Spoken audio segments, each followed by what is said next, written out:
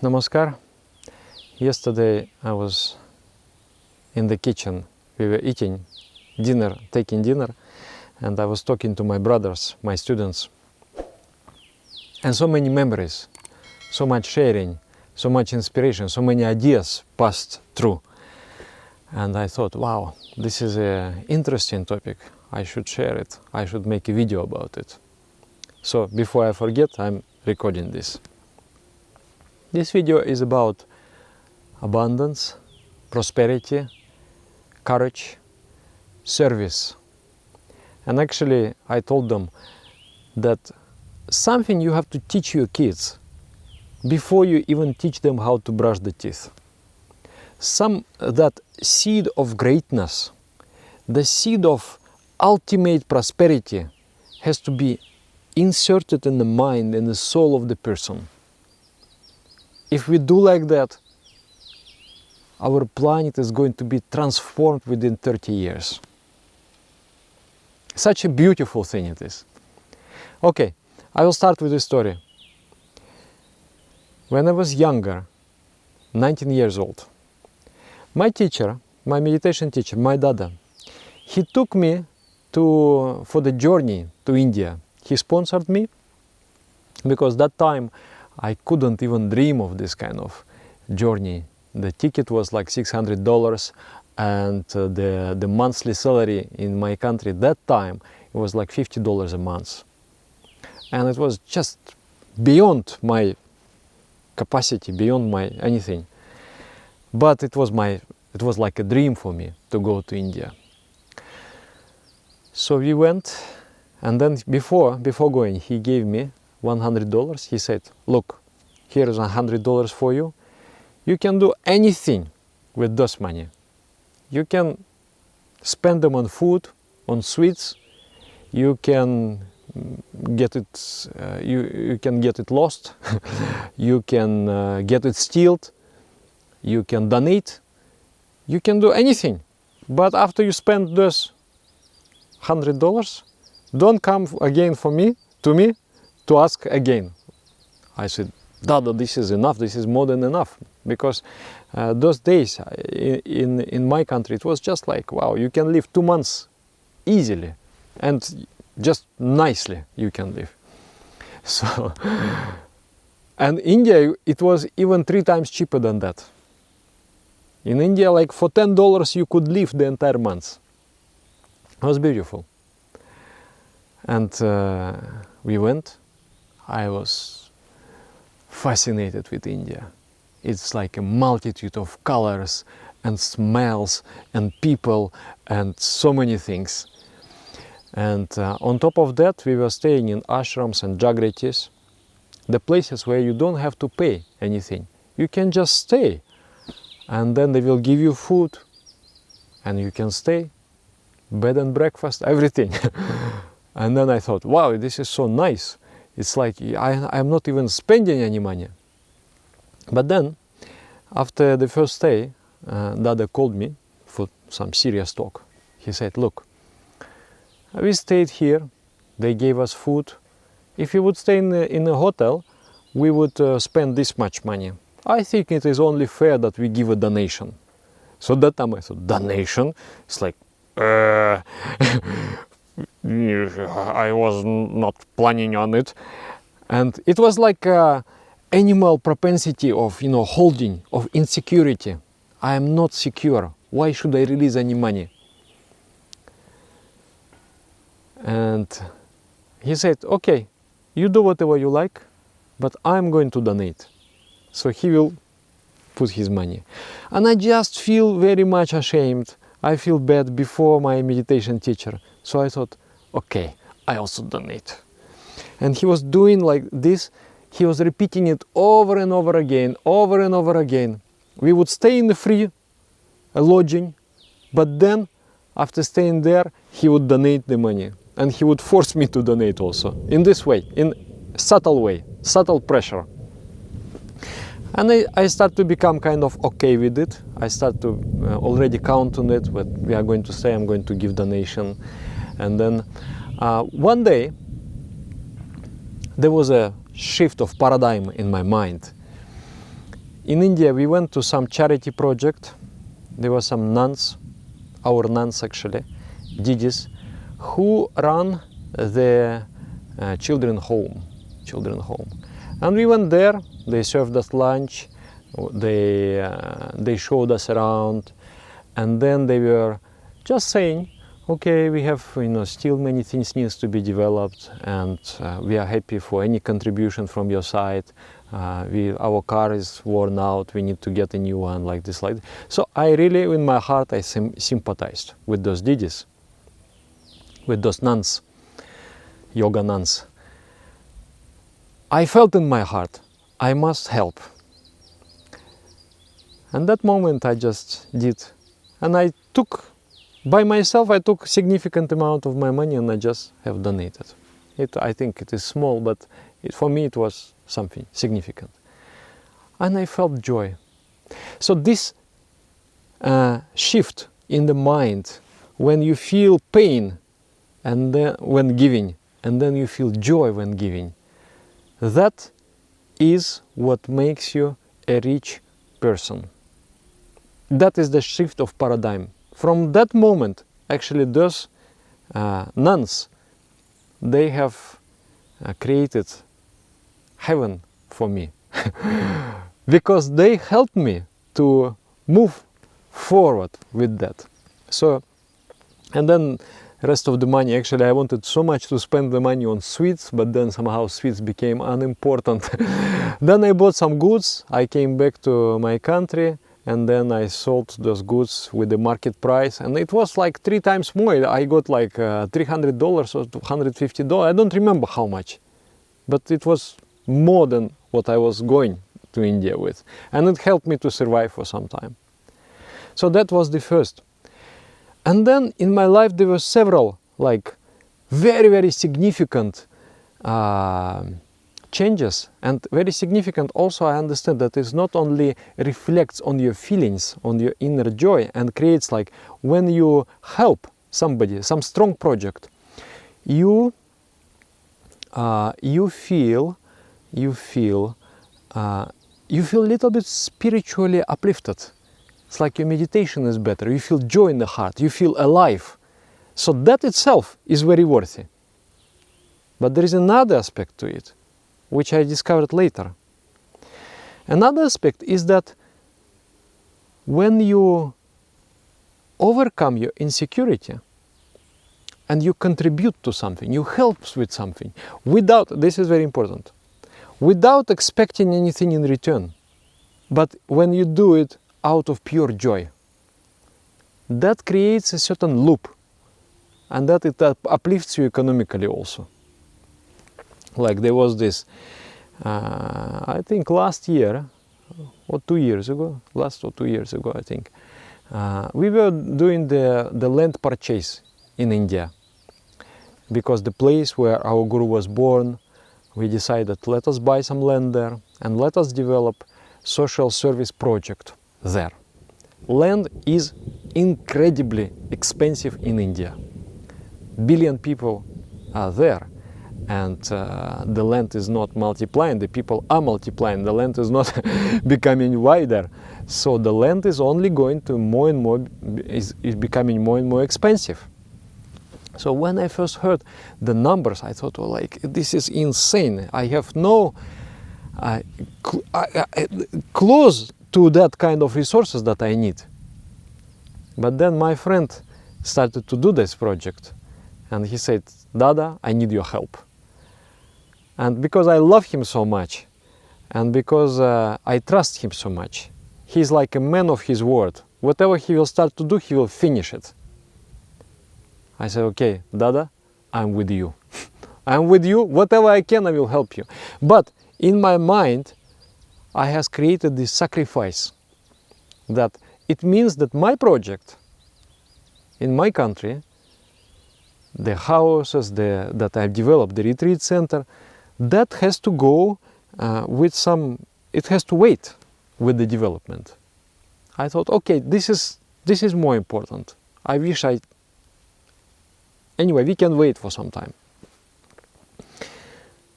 Then when I came home, some magical things started to happen.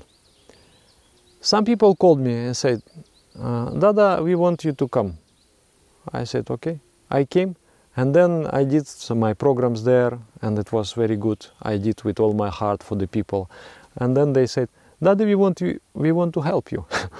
And they helped. They helped so significantly I couldn't expect. Just like, pow. Then magic is going on. And with that help, I could help to India.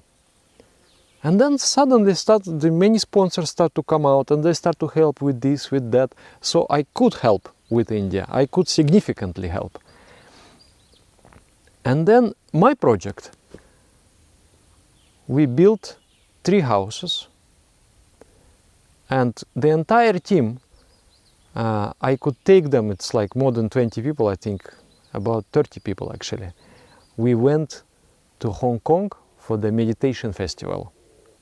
They wanted so much because they worked so selflessly, so sacrificingly, developing all what we do.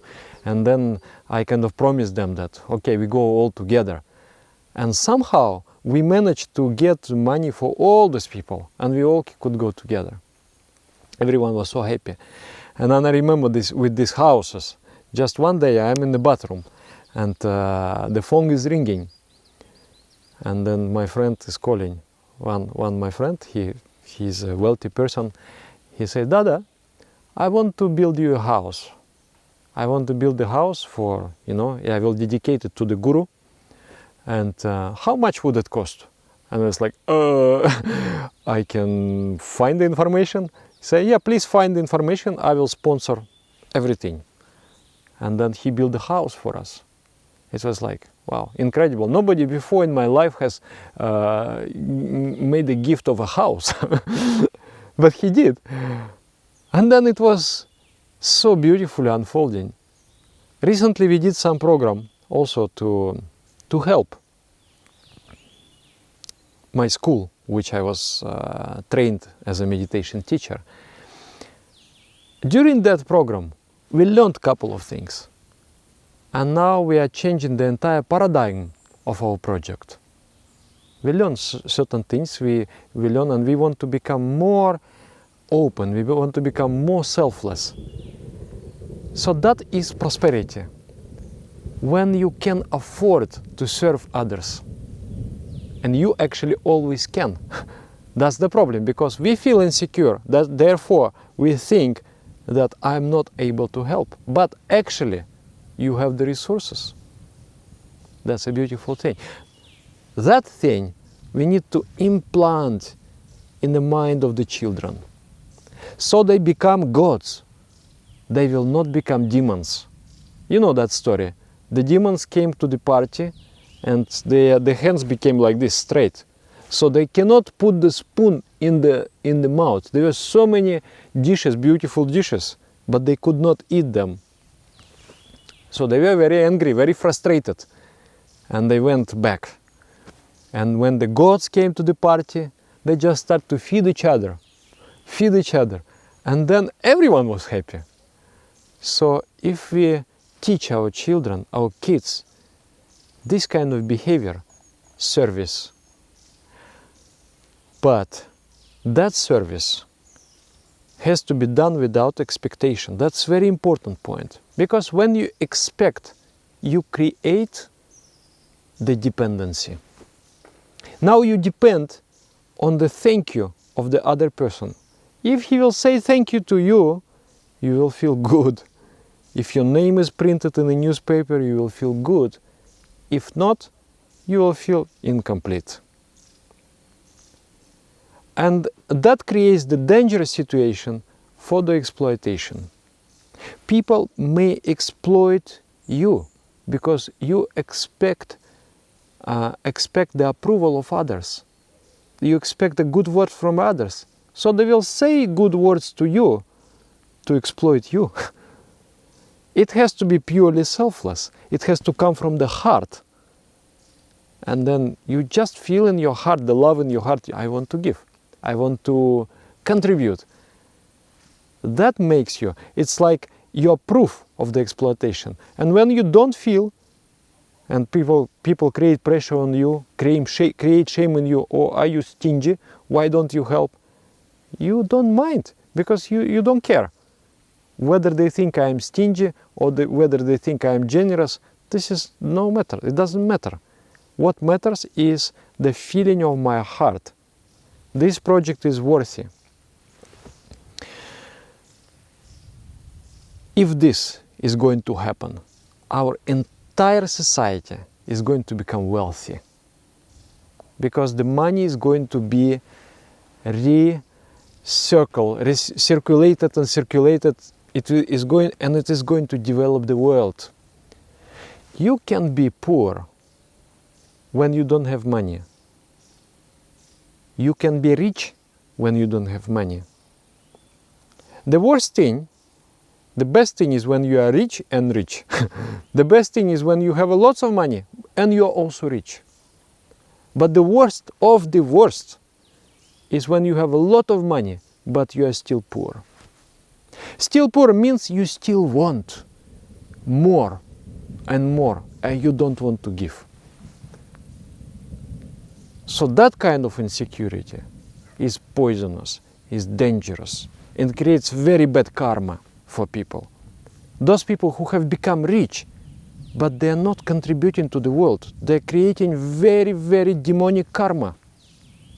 And they're going to, that's going to diminish their evolution. It's going to stop their development, and it's going to throw them back to undesirable state. So the best is to be rich and rich. Like recently I was watching one billionaire, yes, in Russia, and he was saying some good ideas that I liked. He has become, suddenly he became rich, and then he worked for it, and then he was and now he's interested to do the video blog and to sing songs and this kind of things. So he feels like I have completed one chapter in my life, so now I want different. I want creativity, this and that. And he said, I want service. I want to invest the money, not invest, but to sponsor, to put it in the schools, into the education. And that's put in education. Because the generosity should not be stupid. If you just distribute the money, okay, people eat, finish. That's it, there is no impact. But if you think, what is really gonna matter? For example, if you feel yourself, I am the owner of the entire Earth. This planet Earth is mine. What I'm going to do? And I have this much resources. Let's say I have $1,000 trillion. So what I'm going to do with those money first? What things I need to build for the people to become secure, for the people to become rich, and for our world to become beautiful? So that kind of ideation. And then if you have been without money but rich, you come to that when you have money but still rich. Then here your life matters. Here you're still contributing. Here you're still making the world better. And here you make the world the best. But if you are here hungry and poor, and then you are here also hungry and poor, then this is the worst of the worst. This is very important idea. And how to teach our kids this attitude? Only through our own examples, through many stories, to show the children the generosity, the service. Wow, it's beautiful, isn't it? And if we could just think of that, if somehow by chance some influential people would see this and get this idea and think to inspire others to do that, and if we could spread this idea in the society, that we must support some strong projects that matters, that they change the world, we must together work to uplift the people. I think within 30 years we could create beautiful planet Earth and move to other planets and move, inherit the universe. Because now we are just, barbarians, barbarians sucking the blood of each other, the thirsty, bloodthirsty demons. Otherwise, who we are? If we are so hungry, so poor, the poverty is not in there, it is inside, within us. So I am so grateful to my Dada, my meditation teacher, that he has brought me through this process of transformation and open up the joy in life. And I always feel spiritually uplifted when I help, when I contribute, when I participate in something great. I feel in all respects, I feel like a juice of life is flowing through me. I love that. Thank you very much. You write what you think. Maybe you have some story also to share, to inspire others. Be generous with your stories and inspire others. What have happened when you felt the generosity, one moment of pure generosity, when you didn't feel any expectation, nothing, but just out of your heart, and how it has affected you. I like to read that story. Yeah, namaskar.